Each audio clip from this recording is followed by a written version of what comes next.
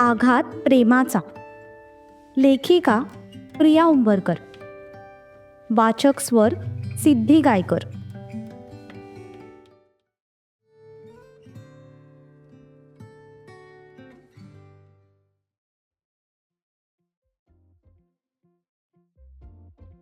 मोठे बाबा, तुमच्या लाडक्या लेकाने ना काल रात्री बेड तोडलाय आणि आता ते दोघं बाथरूम मध्ये रोमॅन्स करतायत. तसं मात्र दुर्वाजित, शिवतारा आणि सूर्या राधा या 6 जणांचे एक्सप्रेशन्स बघण्यासारखे झाले. पण जीवाने ज्या प्रकारे ती अनाउन्समेंट केली ते ऐकून ध्रुवने जोरात स्वतःच्या कपाळावर हात मारून घेतला. दुसरीकडे दर्श मात्र तिची अनाउन्समेंट ऐकून पहिल्यापेक्षा अजून मोठ्याने हसू लागला. हसता हसता तो सोफ्यावरून खाली पडला होता, पण तरी सुद्धा त्याचं हसूच कंट्रोल होत नव्हतं. हे काटे, कुठे काय बोलावं कळत नाही का तुला? आणि दर्श, तू काय दाताड काढतोयस? ओटीतून काही बाण्या. ताराने पटकन पुढे जीवाचा हात पकडला. सूर्या सुद्धा दर्शला ओरडू लागला. तसं मात्र त्याने स्वतःचं हसू कंट्रोल केलं आणि तो उठून उभा राहिला. काय कल्ला चालू आहे रे सकाळी सकाळी? अप्पा आणि माई सुद्धा नुकतेच त्यांच्या खोलीतून बाहेर आले होते. काही नाही अप्पा, या पोरांचं तर सकाळी सकाळी चालूच असतं, माहिती नाही की काय तुम्हाला? ते पण आहेच म्हणा. शिवाने नजरेने त्या तिघांना गप्प राहायला सांगितलं. तसे मात्र तिघेही शांत झाले, पण त्यांच्या नजरेच्या खाणाखुणा अजूनही सुरू होत्या.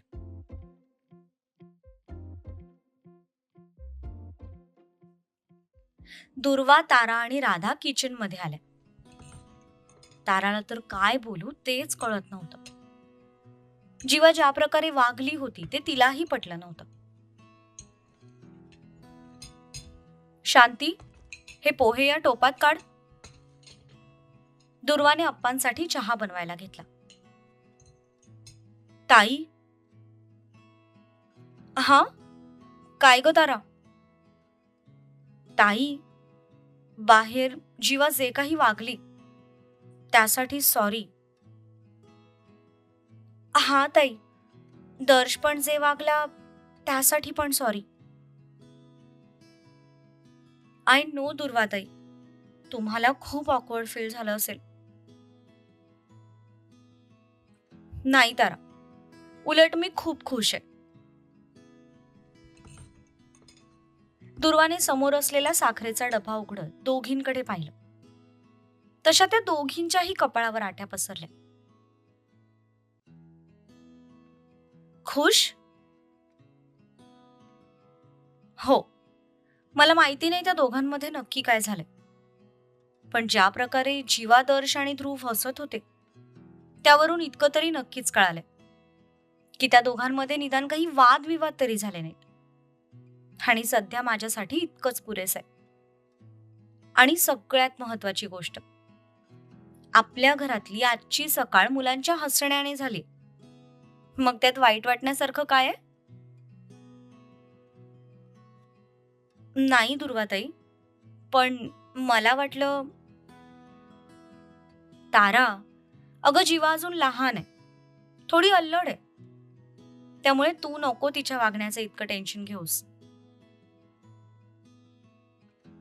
राधा, मी अप्पांना त्यांचा कमी साखरेचा चहा देऊन येते, तोपर्यंत तू बाकी सगळ्यांसाठी चहा टाक.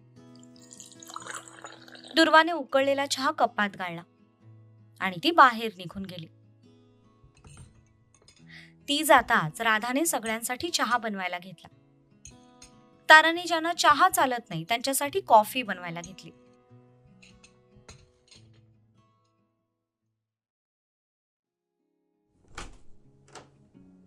इकडे युगा अंघोळ करून दबक्या पावलांनी बाहेर आली. तिने पाहिलं तर सक्षम कोणासोबत तरी फोनवर बोलत होता. तो बाल्कनीत उभा असल्यामुळे त्याचं लक्ष नव्हतं. ते बघून तिने पटकन स्वतःचं आवरलं. आरशात बघत कपाळावर टिकली लावली, ओठांवर हलकीशी लिपस्टिक लावली.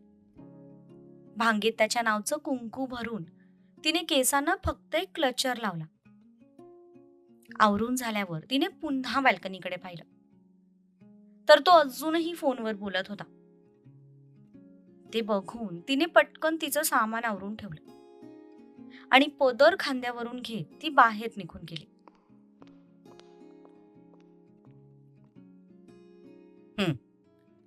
चल बाय, भेटूया ऑफिसमध्ये. सक्षमने फोन कट केला. तो आत आला. त्याने पाहिलं तर बाथरूमचा दरवाजा उघडा होता. बला गेली वाटतं खाली. टॉवेल घेऊन सक्षम अंघोळीसाठी निघून गेला.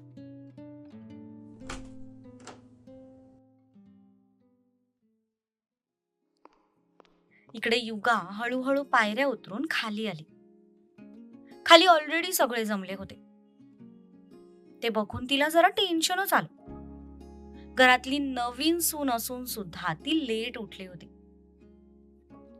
तिच्या येण्याची चाहूल लागताच माईंनी त्या दिशेला पाहिलं. हळूहळू करून सगळ्यांचं तिच्याकडे लक्ष गेलं. तिला बघताच सगळ्यांना थोड्या वेळापूर्वी जीवाने जी अनाउन्समेंट केली होती ती आठवली. जीवाला तर अजून सुद्धा हसू येत होतं, म्हणून तिने दर्शकडे पाहिलं.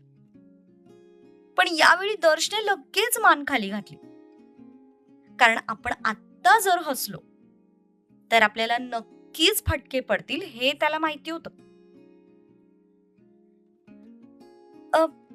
सॉरी, ते मला थोडा उशीर झाला. युगाला काय बोलावं तेच कळत नव्हतं. पदर खांद्यावर घेऊन ती अवघडून उभी होती. इट्स ओके वहिनी, पहिल्या दिवशी होतो असा उशीर. जीवा पुन्हा मध्ये पचकली तसं ताराने खूप रागात तिच्याकडे पाहिलं. ताराची नजर बघून तिने लगेच ओठांवर बोट ठेवत तोंड बंद केलं. युगा माई आणि अप्पांजवळ गेली. त्यांचे आशीर्वाद घेतले. सौभाग्यवती भव.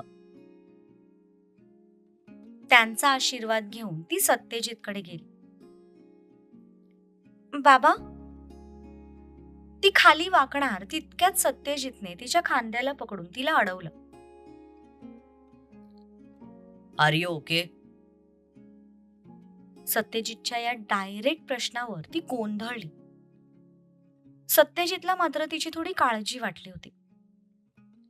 जीवाने जी अनाउन्समेंट केली त्या अनाउन्समेंटचा सत्यजितवर काहीही परिणाम झाला नव्हता. त्याला खात्री होती सक्षम पहिल्याच दिवशी इतकं मोठं पाऊल उचलणार नाही. पण जर बेड तुटला म्हटल्यावर त्या दोघांमध्ये काही वादविवाद तर झाले नसतील ना, याचं सत्यजितला टेन्शन आलं होतं. म्हणून त्याने युगाला काळजीने विचारलं, हो मी ठीक आहे, पण आपल्याला हे असा प्रश्न का विचारतायत हेच तिला कळत नव्हतं. ती पुढे पाया पडण्यासाठी शिवाकडे जाणार तितक्यात शिवाने तिला थांबवलं. बाळा, रोज रोज हे असं पाया वगैरे पडायची काहीही गरज नाहीये. माई आणि अप्पांचे आशीर्वाद घेतलेस ना तू, मग आमचे पण आशीर्वाद त्यातच मिळाले असं समज. वहिनी, तुला शिरा बनवता येतो? अरे वा, आयुष्यात पहिल्यांदा माझ्या मुलाने योग्य वेळी योग्य प्रश्न विचारलाय. सोनबाई, खरंच येतो का ग तुला शिरा बनवता? तसं इकडे तारा आणि दुर्वाने हसूनच एकमेकींकडे पाहिलं. युगा, सरळ नाही म्हणून मोकळी हो. येत असेल तरी नाही म्हण, कारण आज जर तू शिरा बनवलास आणि तो जर चुकून चांगला झाला तर मात्र हे दोघं काही तुला सोडणार नाही.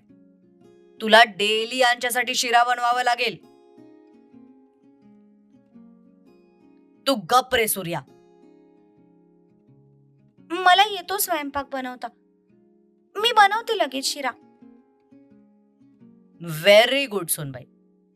जीवा, जा सोनबाईला किचन मध्ये शिरा बनवण्याचं सामान दाखवायला मदत कर. नाही नको, तू बस जीवा, मी जाते तिच्यासोबत. परत काही बोलून जीवा युगाला सुद्धा ऑकवर्ड फील करून देईल याची ताराला भीती वाटली. सगळे चहा आणि कॉफी एन्जॉय करत होते. सोबत पुढच्या आठवड्यात असणारं रिसेप्शन कसं करायचं याबद्दल सुद्धा चर्चा सुरू होती. युगा शिरा बनवण्यासाठी किचन मध्ये गेली होती. तारा सुद्धा तिच्या सोबत होती. तितक्यात एंट्री झाली सक्षम पाटीलची. त्याला बघताच ध्रुव, दर्श आणि जीवा तिघांनी पुन्हा एकमेकांकडे पाहिलं. तसं दर्शने लगेच बाजूची उशी तोंडासमोर पकडली, कारण आता त्याला त्याचं हसू कंट्रोल होणार नाही हे त्याला माहिती होतं. आणि त्याला सकाळी सकाळी कोणाचा मार खायची अजिबात इच्छा नव्हती. काय मग बाळराजे, काल रात्री बेड तोडला म्हणे तुम्ही. त्याची एंट्री होताच शिवाने डायलॉग मारला. तसं बिचारायचं तोंड बघण्यासारखं झालं. आणि त्याचं तोंड बघताच इकडे दर्श आणि जीवा पुन्हा हसू लागले. यावेळी ध्रुव सुद्धा त्यांना जॉईन झाला होता, कारण त्याला सक्षमचं तोंड बघून हसू आवरत नव्हतं. माई आणि अप्पा सुद्धा त्याच्या तोंडाकडेच बघत राहिले. त्यांना पण कसं रिॲक्ट करावं तेच कळत नव्हतं. काका, तुम्ही या तिघा नालायकाचं अजिबात ऐकू नका. बेड तुटला नाहीये, त्याला क्रॅक गेलाय फक्त, आणि ते पण या तिघांमुळे झालंय. आम्ही काय केलं रे? बाबा, या तिघांनी मला न विचारता काल माझी रूम डेकोरेट केली. बरं, एक वेळ ते पण मी समजू शकतो, पण यांनी छताला फुगे लावले आणि तुमची ती लाडकी सून बेडवर चढून वायपरने ते फुगे फोडत होती. त्यात ती पडली आणि तिला पकडायच्या नादात मी पण पडलो, म्हणून त्या बेडला क्रॅक गेलाय. सक्षमने कोणत्याही हेजिटेशन शिवाय जे खरं होतं ते सरळ सांगून टाकलं. तसे मात्र सगळे नॉर्मल झाले. खरं काय ते ऐकून सत्यजित सुद्धा थोडा रिलॅक्स झाला. त्याला तिची काळजी आहे हे ऐकून सत्यजितला बरं वाटलं. काय रे कार्ट्यांनो, उद्योग तुम्ही करता आणि बिल आमच्या समूहावर फाडता काय रे? शिवाने त्या तिघांनाही डोळे दाखवले. तसे मात्र ते तिघेही चिडीचूप झाले.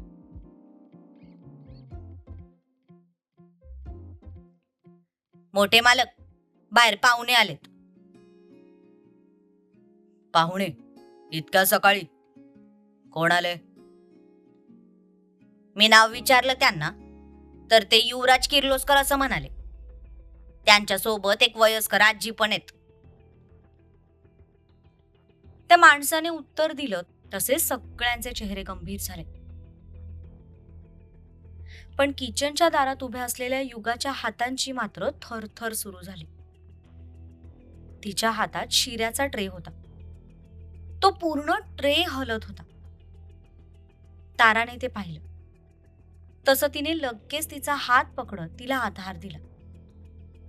पण युगाच्या चेहऱ्यावर भीती स्पष्ट दिसून येत होती. याची हिम्मत कशी झाली आपल्या घरात पाय ठेवायची? सक्षम रागात बाहेर जायला निघालाच होता. तितक्यात सत्यजितने त्याला थांबवलं. समू, ते लोक पाहुणे म्हणून आपल्या घरी आलेत आणि आपल्या घरात पाहुण्यांचं पाहुणे म्हणूनच स्वागत केलं जातं. शांत हो. आणि तसंही ती युगाच्या माहेरची माणसं आहेत हे विसरू नकोस. पण बाबा, ते युगाशी कसं वागलेत हे माहिती नाहीये का तुम्हाला? सॉरी मोठे बाबा, पण भाई एकदम बरोबर बोलतोय. मी तर त्या लोकांना या घराची पायरी सुद्धा चढू देणार नाहीये. ध्रुव, शांत हो. प्रत्येक गोष्टीत राग दाखवायची गरज नसते. काही गोष्टी शांततेत सुद्धा होऊ शकतात. गणू, जा, त्या लोकांना आत पाठवून दे. तसा तो माणूस बाहेर निघून गेला. इकडे सक्षमचा राग मात्र 7व्या आसमानावर पोहोचला होता. सहज त्याची नजर किचनच्या दाराकडे गेली. त्याला हातात ट्रे घेऊन उभी असलेली युगा दिसली. तिचं लक्ष सुद्धा त्याच्याकडेच होतं. त्याने तिच्या चेहऱ्याकडे पाहिलं. भीती तिच्या डोळ्यांमध्ये स्पष्ट दिसत होती. तिच्या डोळ्यात आलेलं ते पाणी तो इतक्या दुरून सुद्धा बघू शकत होता. ताराने तिच्या हातातला ट्रे घेतला आणि डायनिंग टेबलवर नेऊन ठेवला. पण अजूनही तिच्या हातांची थरथर थांबली नव्हती. घसा कोरडा पडला होता. ते लोक आपल्याला परत तर घेऊन जाणार नाहीत ना? या साध्या विचारानेच तिचे हातपाय थंड पडले होते. सक्षम आणि युगा एकमेकांकडे बघतच होते. तितक्यात दारातून पावलांची चाहूल लागली. तसं सगळ्यांनी त्या दिशेला पाहिलं. समोर दोघे जण हातात गिफ्ट बॉक्सेस घेऊन आत येत होते. त्या माणसांनी आणलेल्या त्या सगळ्या भेटवस्तू सेंटर टेबलवर ठेवल्या आणि ते निघून गेले. ते जाताच घरात एंट्री झाली युवराज किर्लोस्कर आणि शशिकला किर्लोस्कर यांची. दुर्वाने युगाकडे पाहिलं. तिच्या चेहऱ्यावरची भीती बघून ती लगेच तिच्याजवळ गेली. तिने युगाचा हात हातात पकडला. पण सध्या युगाचं सगळं लक्ष तिच्या भावाकडे आणि आजीकडे होतं. युवराज तर घरात शिरला ते सक्षमवर नजर टिकवूनच.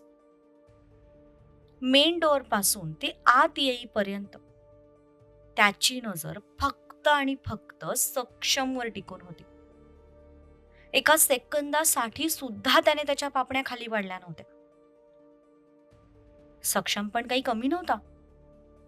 त्याने सुद्धा एकदाही त्याच्यावरची नजर हटवली नव्हती. तो सुद्धा तितक्याच खुन्नसने त्याच्याकडे बघत होता.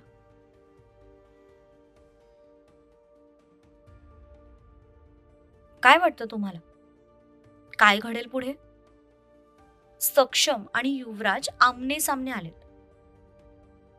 त्यातून असं तर काही होणार नाही ना ज्याचा आघात युगावर होईल?